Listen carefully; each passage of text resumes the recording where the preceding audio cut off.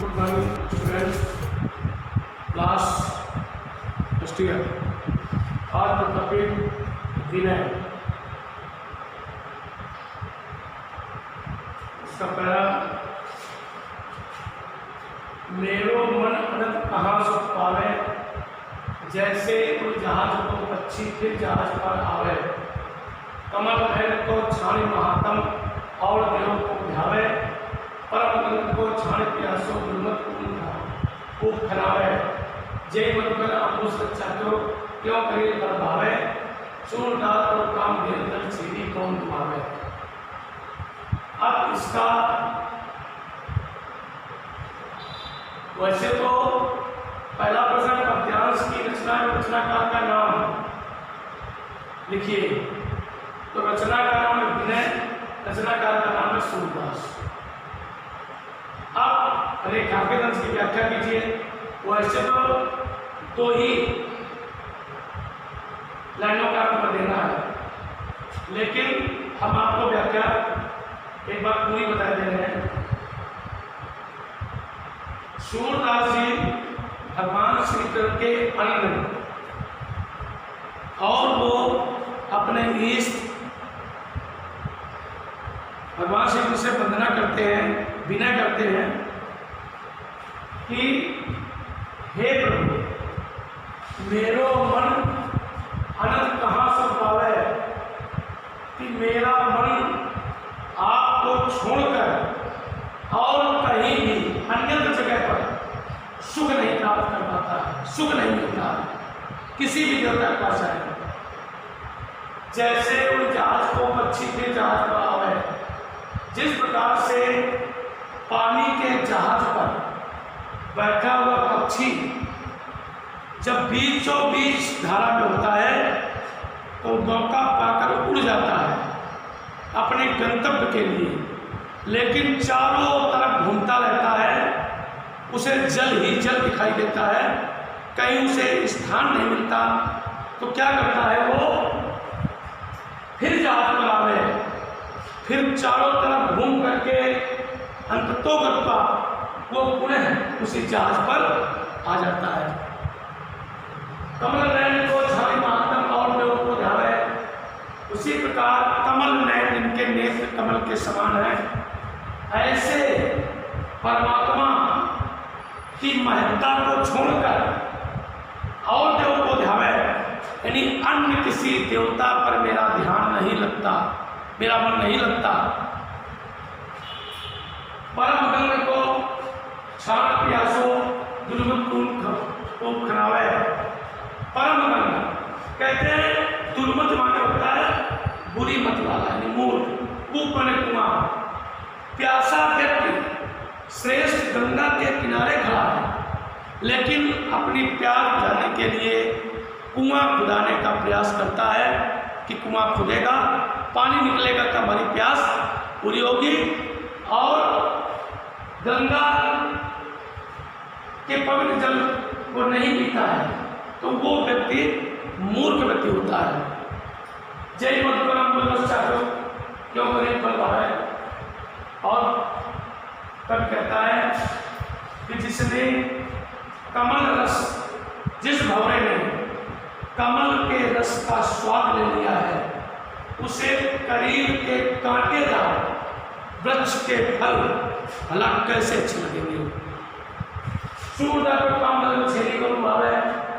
ठीक उसी प्रकार सूरदास जी कहते हैं कि कामधेनु ऐसी, यानी कामधेनु माने इच्छाओं को पूर्ण करने वाली, कामनाओं को पूर्ण करने वाली, जिसे गाय प्राप्त हो गई है, वो भला बकरी को क्यों पालेगा, क्यों डूबेगा।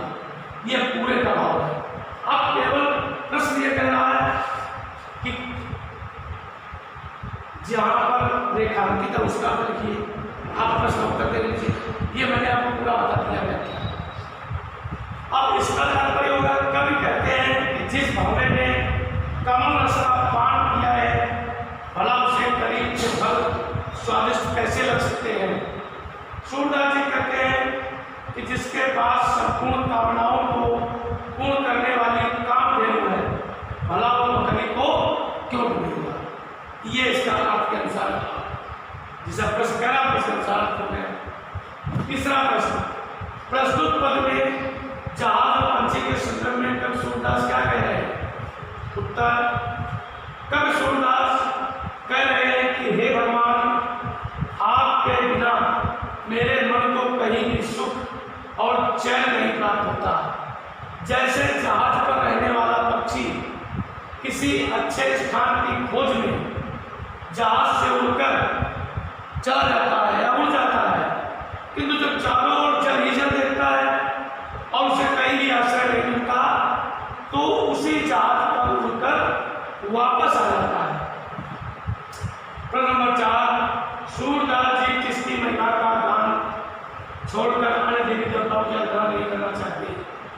उत्तर, सूरदास जी कमल नयन भगवान श्री कृष्ण की महिमा का गान छोड़कर अन्य देवी देवताओं की आराधना नहीं करना चाहते। प्रश्न नंबर 5, प्रस्तुत पद में कामधेनु के संदर्भ में सूरदास जी ने क्या कहा है? उत्तर, सूरदास जी ने कहा है कि जिसके पास संपूर्ण कामनाओं को पूर्ण करने वाली कामधेनु है, भले वह बकरी को क्यों भूलेगा। ये 5 प्रश्न आपके हो गए और इसको करते जाइए। कापियों के लिए मैंने कहा था सोमवार को सारे स्टूडेंट्स अपनी कापी आज जमा करें और चेक करवा लें। अगर आप कापी निश्चित नहीं करवाएंगे तो हम समझ लेंगे आपने काम नहीं किया है।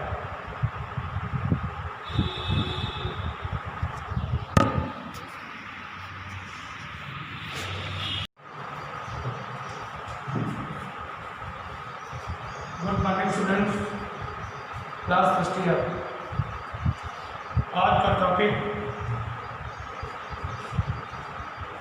भ्रमर गीत। आप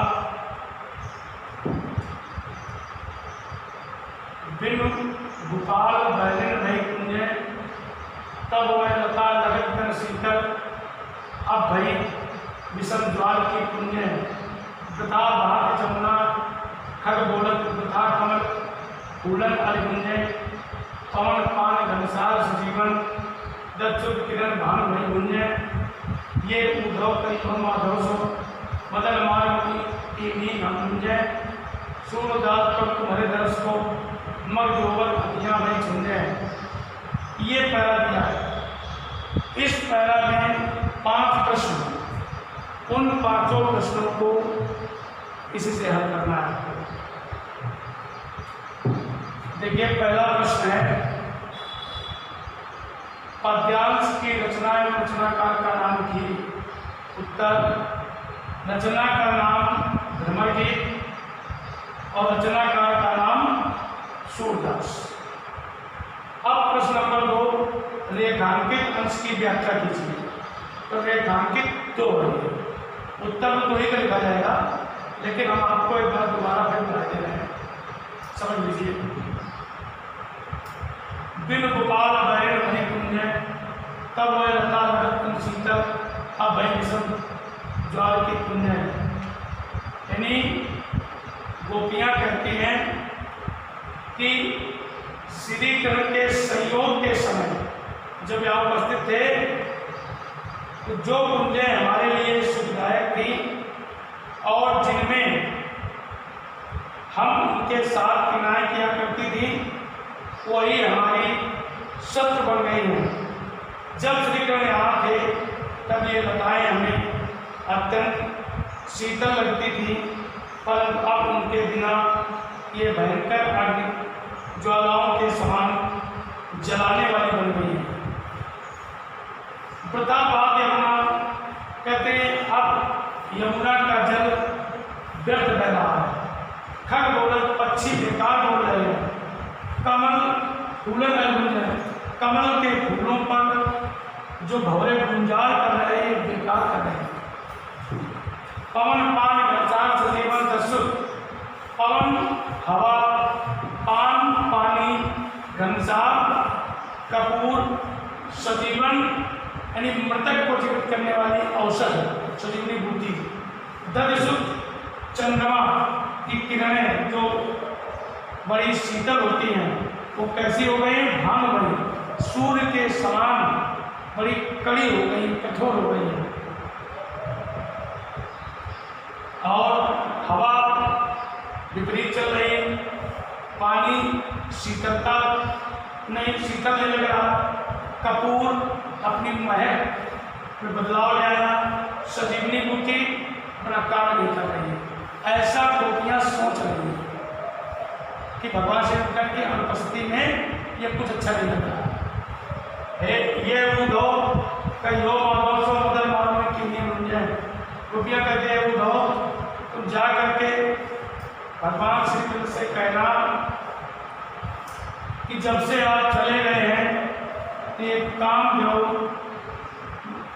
मेरे ऊपर अपघात कर रहा है। सूरदास जी कहते हैं, गोपियाँ कहती हैं, हे प्रभु तुम्हारे दर्शन को मगजोवत मैंने रास्ता देखते देखते मेरी आंखें अंधी हो गई, कमजोर हो गई। अब आया प्रश्न नंबर 2 में काव्यदंश की व्याख्या। अब केवल मैं इतनी को कर लेना है, ये पूरा रिलेशन मैंने आपको बता दिया समझने के लिए। अब देखिए, गोपियाँ कहती हैं कि श्री कृष्ण के सहयोग के समय जो कुंजें हमारे लिए सुखदायक थी और जिनमें हम उनके साथ क्रीड़ाएँ किया करती थी, वही हमारी शत्रु बन गई हैं। जब श्री कृष्ण यहाँ थे तब ये लताएँ हमें अत्यंत शीतलता प्रदान करती थी, परंतु अब उनके बिना ये भयंकर आग की लपटें प्रदान कर रही हैं। प्रश्न नंबर 3, श्री कृष्ण की उपस्थिति में लताएं कैसी लगती हैं और अब कैसी प्रतीत हो रही हैं? उत्तर, श्री कृष्ण की उपस्थिति में गोपियों को लताएं अत्यंत शीतल लगती थी। जब भगवान श्री कृष्ण उपस्थित थे तब ये लताएं बहुत ही शीतल लगती थी, परंतु अब उनके बिना, अब वो नहीं है तो उनके बिना यही लताएं भयंकर अग्नि ज्वालाओं के समान जलाने वाली बन गई है। ये गोपियाँ से कह रही है। प्रश्न नंबर 4, गोपियों को क्या देखकर दुख होता है? उत्तर, गोपिकाओं को ये देखकर दुख होता है कि श्री कृष्ण की अनुपस्थिति में ऐसा प्रतीत होता है कि अब यमुना व्यर्थ बह रही है, पक्षी व्यर्थ बोलते हैं, कमल भी व्यर्थ ही गिरते हैं, उन पर भौरे भी व्यर्थ ही गुंजार करते हैं। जब श्री कृष्ण उनके पास ब्रज में ही थे तो इन्हीं सबको देखकर वे प्रेम के आनंद से भर उठती थी। प्रश्न नंबर 5, विरह की स्थिति में गोपियों के लिए क्या दाग बन गया है? उत्तर, विरह की स्थिति में गोपियों के लिए वायु, जल, कपूर, संजीवनी बूटी और चंद्रमा की शीतल किरणें भी ग्रीष्मकालीन सूर्य की किरणों के समान दाहक बन गई। इस प्रकार पांचों का आपको बता दिया और अब कापियों का निरीक्षण प्रारंभ हो गया है। प्रत्येक स्टूडेंट को कापी चेक करानी है, कोई बचेगा नहीं। जो बचेगा हम फोन के द्वारा उसे बुलवाएंगे और क्लासेस को सूचित करेंगे, इसलिए तुरंत आप आए, 2-2, 4-4 लोग मिलके कापियाँ जमा कर जाएं, फिर दूसरी कापी ले जाएं। कापियों का निरीक्षण बहुत जरूरी है। काम पूरा हो गया है, सब कंप्लीट हो गया है, इसलिए सारे लोग कापियाँ चेक कराएं और इसको